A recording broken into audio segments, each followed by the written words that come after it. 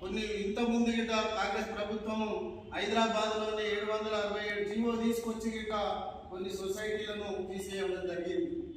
అట్లా మన గతంలో ఇచ్చినట్టే ఇప్పుడు కూడా ప్రభుత్వము ఎలాంటి షరతులు లేకుండా అంటే తాటి చెట్టు మీకేం పడి చనిపోతేనే ఎక్స్గ్రేషియా వర్తించే చట్టాన్ని సవరణ చేయాలి, డాక్టర్ నివేదిక లేకుండా అట్లాగే పోస్ట్ మార్టం రిపోర్ట్ లేకుండానే మరి సహజ మరణం పొందిన 10 లక్షల ఎక్స్గ్రేషియా ఇవ్వాలని చెప్పి కూడా ఈ సందర్భంగా మేము డిమాండ్ చేస్తా ఉన్నాం.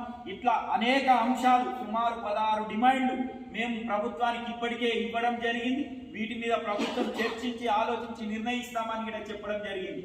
అందుకనే వీటితో పాటు ఇంకా స్థానికంగా మనకి ఏమేమి ఇబ్బందులు ఉన్నాయి వాటినన్నిటిని కూడా మనం తెలుసుకొని మరి భవిష్యత్తులో మన వృత్తి రక్షణ కోసం గౌడకుల సంక్షేమం కోసం మనం అందరం కూడా పాటుపడాలి. ఆ రకంగా ప్రభుత్వం నుంచి మనకు రావాల్సిన హక్కుల కోసం పోరాడాలి. రాజకీయ పార్టీలకు అతీతంగా సంఘాలు పనిచేయాలి. ఆ రకంగా కలుగీత కార్మిక సంఘం పనిచేస్తుందని చెప్పి కూడా మీ అందరికీ విజ్ఞప్తి చేస్తా ఉన్నాం. అందుకనే భవిష్యత్తులో జరిగే ఉద్యమాలలో ఈ జైరాబాద్ పట్టణంలో ఉన్న గౌడ సోదరులందరూ కూడా ఐక్యమత్యంతో ముందుకొచ్చి మన హక్కుల కోసం పోరాటాలకు సిద్ధం కావాలని చెప్పి కూడా ఈ అమరవీరుల యాత్ర సందర్భంగా పిలుపునిస్తా ఉన్నాం. మరి దీంతో పాటు సంగారెడ్డిలో సర్దార్ సర్వాయి పాపన్న విగ్రహావిష్కరణ కార్యక్రమం కూడా చేయాలని చెప్పి అనుకున్నాం. మేము 17 తారీఖు ప్రపోజల్ చేస్తే గౌరవ మంత్రివర్యులు 30 తారీఖు అని చెప్పి ప్రతిపాదన పెట్టిండు. దీని మీద కూడా మేము 1-2 రోజుల్లో సమీక్ష చేసి మరి 17-30 తారీఖు అనేది చెప్తాము. అందుకనే ఆ యొక్క విగ్రహావిష్కరణ కార్యక్రమానికి రాష్ట్ర మంత్రులను కూడా మేము ఆహ్వానిస్తా ఉన్నాం. గౌరవ పెద్దలు ప్రభాకర్ గౌడ్ గారన్నను వేదిక మీదకి రావాల్సిందిగా విజ్ఞప్తి చేస్తా ఉన్నాం. జైరాబాద్ పట్టణ సొసైటీ అధ్యక్షులు దాకా దొక్కుపెట్టి అంటే ఒక బహుజన వీరుని చరిత్ర రాయడానికి చేతులు రాలేవు.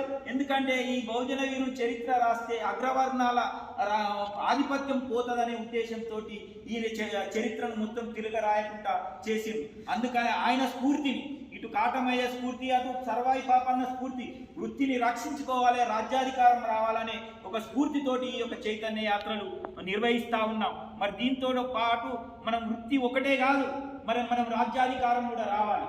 మరి రాజ్యాధికారం రావాలంటే మొన్న ఎంపీ ఎలక్షన్లు ఎమ్మెల్యే ఎలక్షన్లు జరిగినాయి. ఎంతమంది మన గౌన్లో అయింది? ఏం కాలేదు. ఆ నిమిత్త మాత్రంగా పార్టీలు టికెట్లు ఇచ్చినాయి. ఆ ఇచ్చిన వాళ్ళు కూడా మొత్తం గెలవలేని పరిస్థితి. కానీ రేపు రాబోయే రోజుల్లో స్థానిక ఎలక్షన్లలో మన ప్రజాప్రతినిధులందరినీ మనం గెలిపించడం కోసం కృషి చేయాలి. ఏ పార్టీలన్నీ ఉండాలి, మన వాడిని మనోడు అధికారంలో ఉన్నాడంటే రేపు పొద్దున మనకు అన్ని రకాల ఫలాలు రావడానికి అవకాశం ఉంటుంది. ఏదైతే పాపన్న స్ఫూర్తి చూపించిందో రాజ్యాధికారం చేతులు ఉంటేనే ఏ జీవులైనా ఏ చట్టాలైనా, రాజ్యాధికారం మన చేతులు లేకపోతే ఇవన్నీ ఎంత మొత్తుకున్నా మనం అడుక్కోవడం తప్ప వేరేది లేదు. అడుక్కుంటేసేది బిచ్చం, పోరాడితే వచ్చేది హక్కు. అందుకని మనం చట్టం కోసం పోరాడాలి తప్ప ఆ బిచ్చం కోసం పోరాడొద్దు అనేది ఏదైతే మహనీయులు చెప్పారో ఆ స్ఫూర్తిని ముందుకు తీసుకుపోవడం కోసం కలుగీత కార్మిక సంఘం కృషి చేస్తుంది. అందుకనే స్థానిక ఎలక్షన్లలో మరి మనమందరం కూడా మన ప్రజాప్రతినిధులందరినీ కూడా గెలిపియాలని చెప్పి కూడా ఈ సందర్భంగా నేను విజ్ఞప్తి చేస్తా ఉన్నా.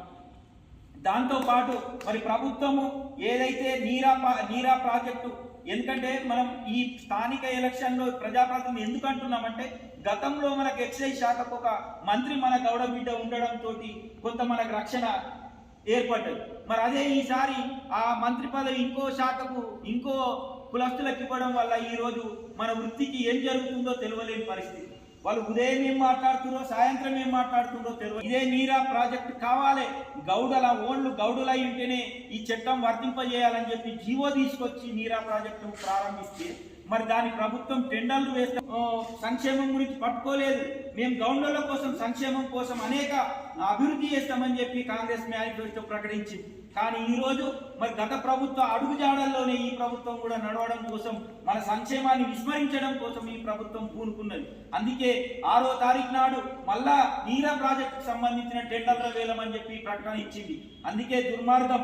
అందుకే ఇప్పటికైనా ఎక్సైజ్ శాఖ మంత్రి, బీసీ కార్పొరేషన్ శాఖ మంత్రి, ఎక్సైజ్ శాఖ మంత్రి జూపల్లి కృష్ణారావు, బీసీ కార్పొరేషన్ మంత్రి పొన్నం ప్రభాకర్ ఇప్పటికైనా ఆలోచించాలి. ఈ టెండర్ ప్రక్రియ రద్దు చేయాలి. ఇది ప్రైవేట్ చేతులకు అప్పచెప్పడానికి వీల్లేదని చెప్పి కూడా ఈ సందర్భంగా మేము తెలియజేస్తా ఉన్నాం. మనకంటూ ఒక కార్పొరేషన్ ఉంది. ఆ కార్పొరేషన్ ఎందుకు ఇవ్వవు ఈ నీరా ప్రాజెక్టును అని చెప్పి మేము అడుగుతా ఉన్నాం. మరి ఈ రోజు నువ్వు హైదరాబాద్ లో ఉన్నదే ప్రైవేట్ వాళ్ళకి అప్పచెప్తే రేపు జిల్లా కేంద్రంలో కూడా ఉన్న 10 లక్షల మందికి ఇవ్వాలంటే ఈ రోజు 10,000 కోట్లు కావాలి. కానీ ఈ రోజు ప్రభుత్వం కేవలం 40 కోట్లు ఇచ్చి మేము గౌడ సంక్షేమానికి పాటుపడుతున్నామంటే ఇది కాకి లెక్కలైతే తప్ప మరొకటి కాదు. అందుకనే ప్రభుత్వం తక్షణమే 5,000 కోట్లు మన కార్పొరేషన్ కేటాయించి గౌడ సంక్షేమానికి అభివృద్ధి కోసం పాటుపడాలని చెప్పి కూడా ఈ సందర్భంగా మేము ప్రభుత్వానికి విజ్ఞప్తి చేస్తా ఉన్నాం. మరి గతంలో ప్రభుత్వం మోపెళ్ళు ఇస్తామని ప్రకటన చేసింది. మరి ఈ ప్రభుత్వము మేము అన్ని రకాల సంక్షేమానికి పాటుపడతామని ఎన్నికల మేనిఫెస్టోలు ఇచ్చారు. అందుకనే ప్రతి గీతా కార్మికుడికి గౌడ సోదరుడికి వనంలో కళ్ళు తెచ్చుకునే విధంగా అందరికి కూడా కొన్ని ఇంత ముందు గిట కాంగ్రెస్ ప్రభుత్వము హైదరాబాద్ లోని 767 జీవో తీసుకొచ్చి గిట కొన్ని సొసైటీలను తీసేయడం జరిగింది. అట్లా